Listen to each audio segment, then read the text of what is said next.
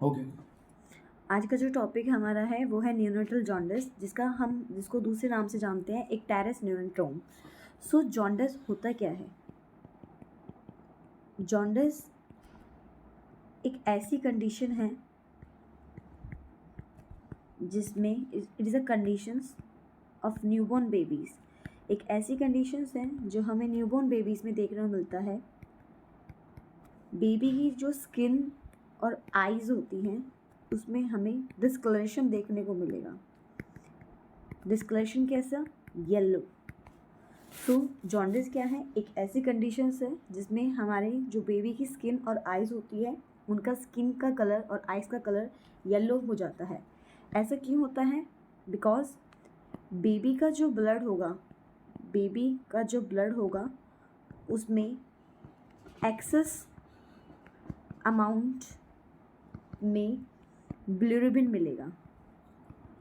Bilirubin जो है एक येलो पिगमेंट है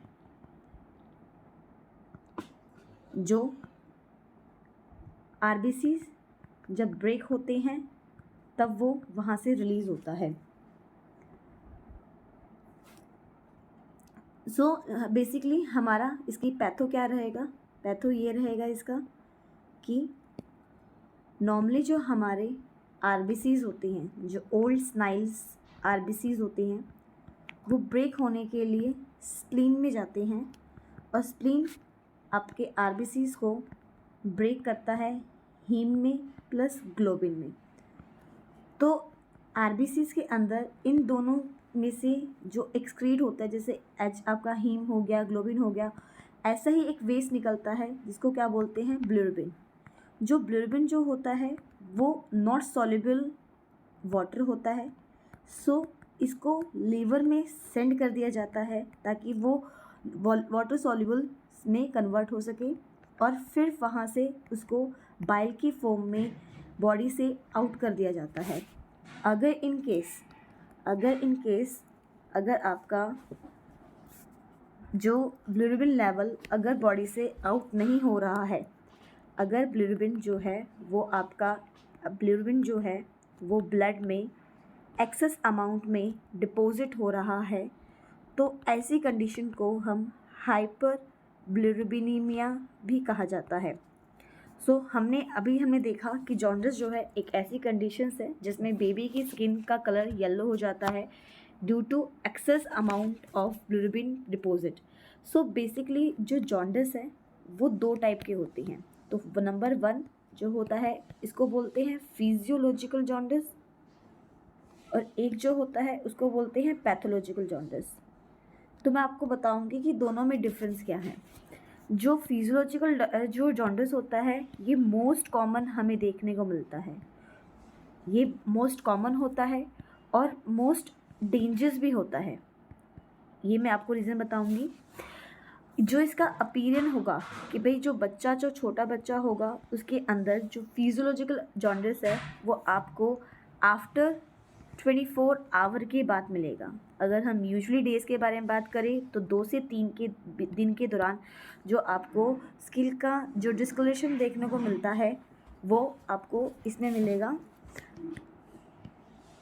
सो जो फिजियोलॉजिकल जॉन्डिस होता है वो हमें अपीयर 24 आवर के बाद मिलेगा। हमारा जो डेज़ रहेगा वो 2 to 3 डेज़ रहेगा।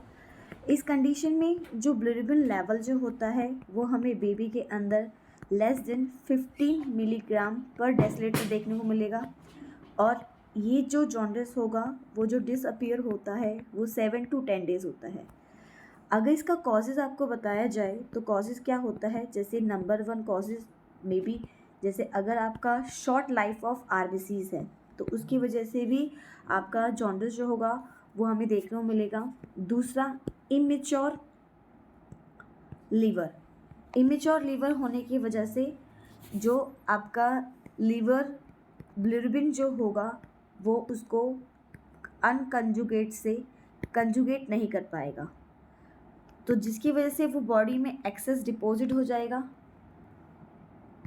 तो इसलिए हमें वहाँ पे फिजियोलॉजिकल जॉन्डिस हमें देखने को मिलेगा। सो बेसिकली इसका मैनेजमेंट होता क्या है? नो मैनेजमेंट, हमें कोई मैनेजमेंट नहीं करना है, सिर्फ हमें यहाँ पे एक्सक्लूसिव ब्रेस्ट फीडिंग करानी है बेबीज़ को 4 to 6 मंथ्स के लिए। So this all about physiological jaundice. Now अब हम बात करेंगे पैथोलॉजिकल जॉन्डिस के बारे में। जहाँ पे भी पैथो आ जाए तो इसका मतलब ये है कि भाई जो जॉन्डिस हो रहा है वो कोई ना कोई रीज़न की वजह से हो रहा है या कोई कॉजेज़ है। सो ये जो होता है ये आपको विदिन 24 आवर के दौरान मिलेगा। इसमें जो बच्चे का जो बिलिरुबिन लेवल होता है, जो बिलिरुबिन जो लेवल होगा वो हमें मोर देन 15 मिलीग्राम पर डेसीलीटर होगा। हमारा जो इम्पॉर्टेंट यही है कि हमें एक तो ये बताता है इन दोनों में डिफ्रेंशिएट क्या है। डिफ्रेंशिएट ये है कि जो आपका पैथोलॉजिकल होता है वो विदिन 24 आवर होता है, इसके अंदर बिलिरुबिन लेवल जो होगा वो आपको मोर देन 50 मिलीग्राम से ज़्यादा मिलेगा। लेकिन जो आपका फिजियोलॉजिकल है ये आपको 24 आवर्स के बाद मिलेगा आफ्टर, और इसमें जो बिलिरुबिन लेवल जो होगा वो आपको लेस देन 15 मिलीग्राम से मिलेगा। इसका जो डिसअपीयर जो टाइमिंग होता है वो डिपेंड करता है मैनेजमेंट को लेकर कि भाई आप मैनेजमेंट कैसी कर रहे हो।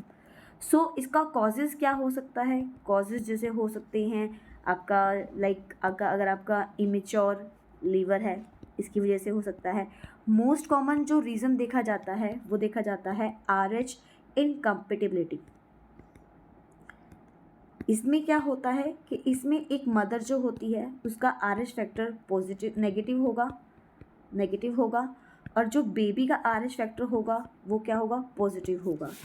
सो जिसकी वजह से हमें हेमोलाइसिस देखने को मिलेगा और हेमोलाइसिस की वजह से बेबी के अंदर जो डिपॉजिट जो होगा एक्सेस अमाउंट में बिलिरुबिन हमें देखने को मिलेगा।